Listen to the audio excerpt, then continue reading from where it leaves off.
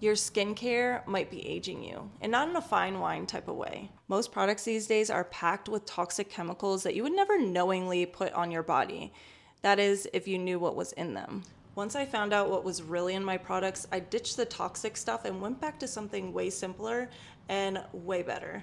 Tallow. In this video, we're breaking down what's really going on in modern skincare and why so many popular products are more harmful than helpful, and why tallow just might be exactly what your skin needs. If you care about what you're putting on your body and you want to keep your skin healthy, then this one's for you. If you guys are new here, my name is Megan. Welcome to my channel. If you're not, welcome back. I have an Etsy shop called Nina Moon Apothecary where I sell tea blends, I sell natural body products, and I also sell new tincture blends that I'm extremely excited about. If you haven't checked it out yet, I will leave a link in my description. So go ahead to that as soon as you're done with this video. In this video, I'm going to teach you exactly what beef tallow is, how to source it, how to render it down, and at the end of the video, I'm going to teach you a very simple lotion recipe. So if that sounds like something that you're into, let's get to it. All right, first things first, let's talk about what's in this package right here. She cute, huh? I'm totally joking. It's actually hideous. It's ugly. Some people don't even like to work with it, but I'm telling you, this is the most nutrient dense deliciousness that you can put on your skin. Your skin is going to drink it up. It's not going to be all greasy to the skin and whatnot. This is what everybody's talking about right now.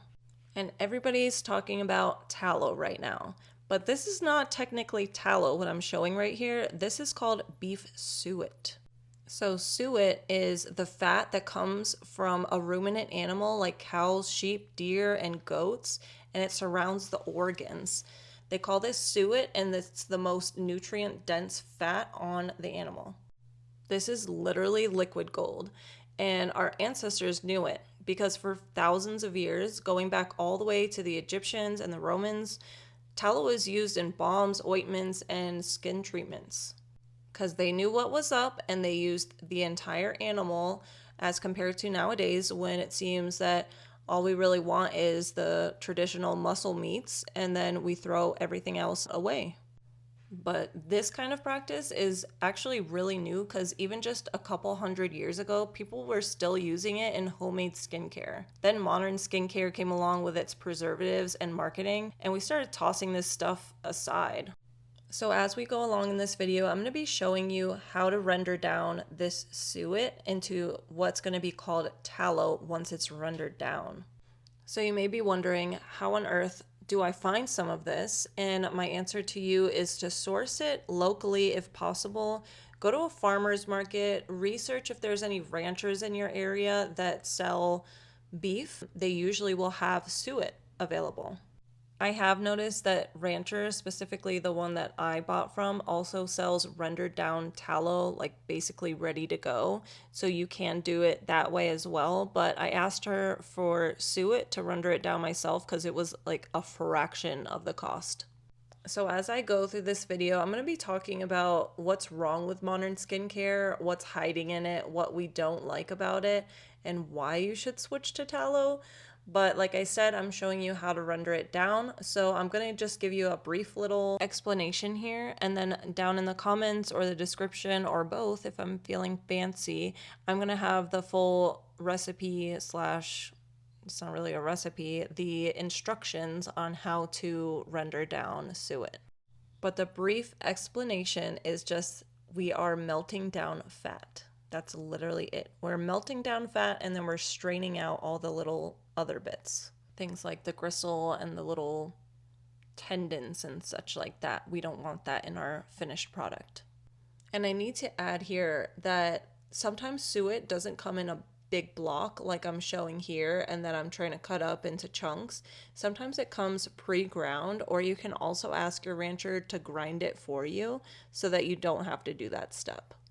But if it does come in a big chunk, just make sure that you're breaking it into smaller chunks, preferably with a knife. I've noticed that it's a lot easier just to do it this way. And then after it starts rendering down, I'm going to show you a little hack that I think is really smart. Instead of, some people are using their own grinders, like how they grind meat and stuff like that. and they're using grinders for this, but then their grinder gets all messed up because it's super fat, or it's fatty. It is fat. And so their machines are getting all gunked up. But my little hack is that once it starts rendering down a lot more than this, you use bingo, an electric mixer. It's so much fun and so much easier than messing up a grinder.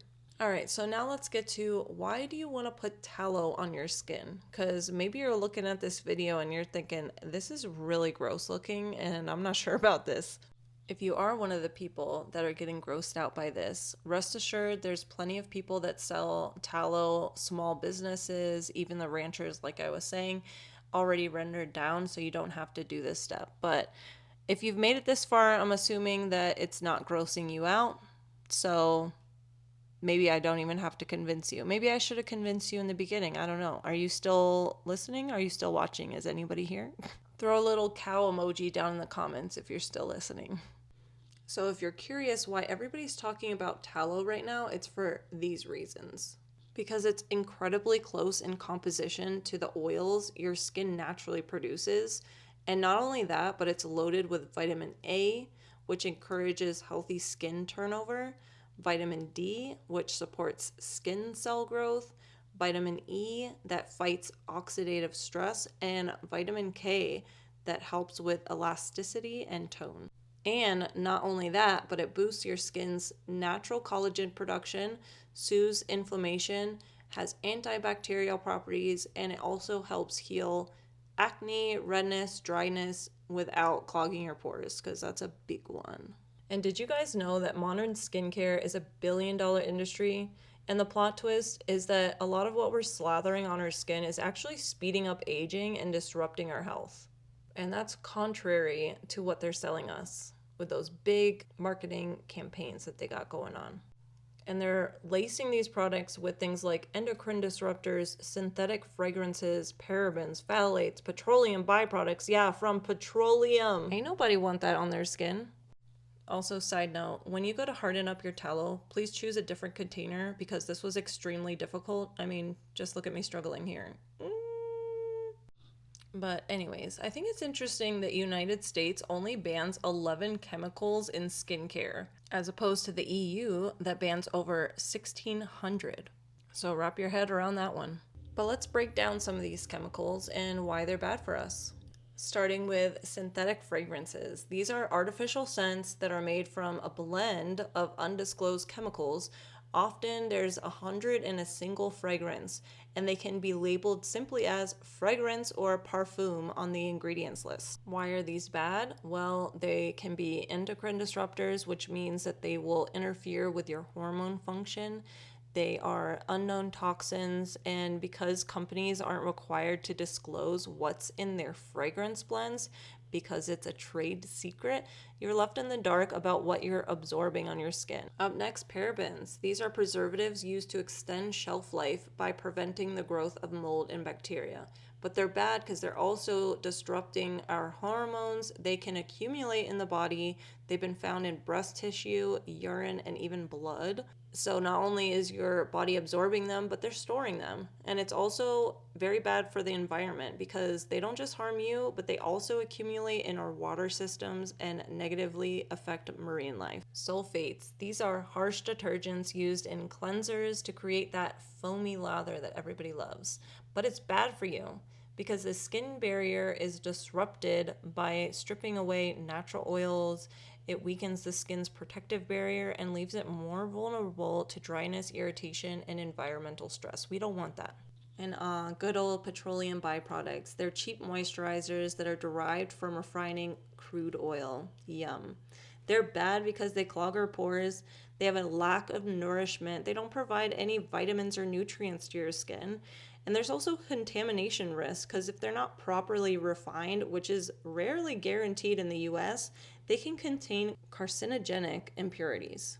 And last but not least, harsh preservatives. These are chemicals that are added to prevent microbial growth and extend shelf life. But they're bad because they irritate our skin. Many of these preservatives are known allergens that trigger rashes and dermatitis. They also disrupt our hormones because, what doesn't these days? I'll tell you what does, BHT. This is a synthetic antioxidant that mimics estrogen and interferes with your hormone signaling. So here's the bottom line. These ingredients are in your skincare not because they benefit you, they benefit manufacturers. They make products cheaper to produce, look prettier on the shelf, and last longer. But guys, at what cost? Another side note, but I just wanted to show how much easier it was to pull this out of a silicone mold instead of the slow cooker insert that I used. But guys, your skin deserves ingredients it can recognize, absorb, and thrive on. Real nourishment doesn't come from a lab, it comes from nature. So now here comes the fun part. If I've convinced you to throw away all your modern skincare, then I'm going to show you a very simple recipe to make with that tallow once you've rendered it down. Every time I make a body butter or a body lotion, I'm always using a scale and writing down my recipe so that if I do make a recipe that I really like at that point, then I remember exactly the measurements instead of, oh no, I made a really good one and I don't remember what was in it. Not like I've ever done that before or anything. I was just letting you know. And I'll also put this recipe down in the comments. But right now what I'm doing is I took that tallow, I made it a little softer by putting some in a little oven just to heat it back up because you saw how hard it was. And then I added an infused oil to it. You don't have to add an infused oil, but I like the extra skin properties and the smell as well. And if you don't know what an infused oil is, I do have some shorts up on my page showing exactly how to do it. Basically all you do, or all I did, was take in olive oil and put some dried ginger in it. You leave it at room temperature for about 6 to 8 weeks, and then you strain it out and you have an infused oil. And ginger isn't the only option. You can definitely get creative with it and choose different herbs. Even like a calendula would be really nice for the skin. And the only other ingredient I used was tonka bean extract and vanilla extract, and these are for scent mostly. And I made these by extracting tonka beans and vanilla bean pods in alcohol. And these both were used for scent. Because I feel like one of the main reasons why people are so hesitant to try out tallow is because they think that they're going to smell like a brisket. And yes, that definitely is possible, especially if you don't render it down perfectly. Like, did you see when I was scraping off the little bits after I had let it sit in the fridge? Those are what's going to make it smell beefy. So if you do it correctly, it's going to smell delicious. And then also if you add those extracts like I was talking about, it's just going to like take it over the edge and make it smell like a sugar cookie. And this was only 3 ingredients: the extract, the infused oil, and the tallow. It's really that simple, and it's something that you can definitely do. So what are you waiting for? Go get making this now. And let me know how it turned out, because I love hearing when you guys make the recipes that I share. And also, please subscribe, because I see you guys watching my videos and you're not subscribed. So there's that. Okay, bye.